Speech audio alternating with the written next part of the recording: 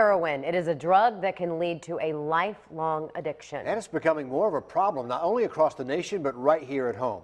Laura Warren investigates in this News 12 special assignment. Track marks on his arm tell the story.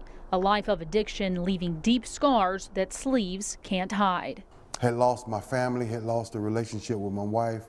My kids had grown up in high school, graduating from high school. And because of the heroin, I missed all that. Ronnie Bonner has been in and out of the Hale House in Augusta for rehab over the past 14 years.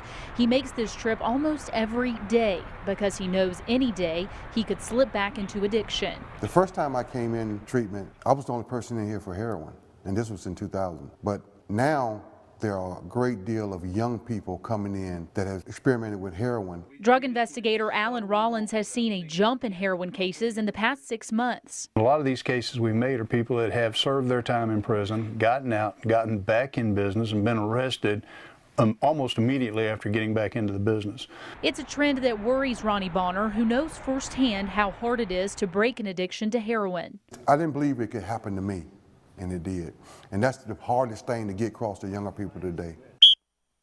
Bonner played football at Laney High School, had a football scholarship to Fort Valley State University. He had a promising life ahead of him, but heroin changed that.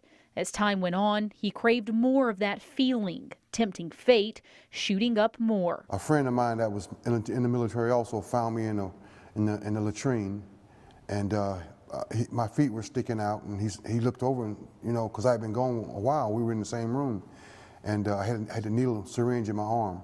A scary experience, but not scary enough to stop. He says he's overdosed 3 times since then. Stealing from my wife, stealing from my mother.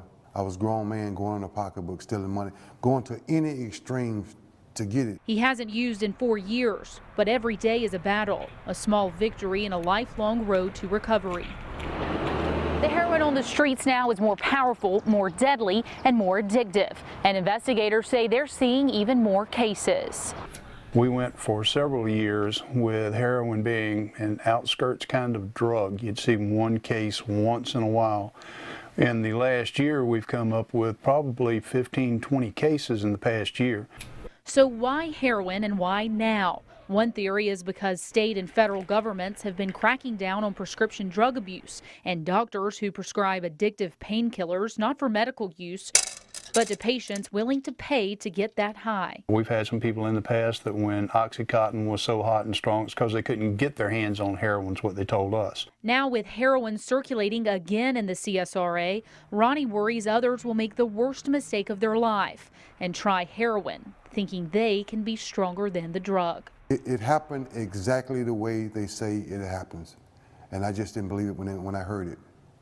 To put this problem in perspective, over the past 3 years, heroin submissions to the GBI Crime Lab have gone up by more than 300%.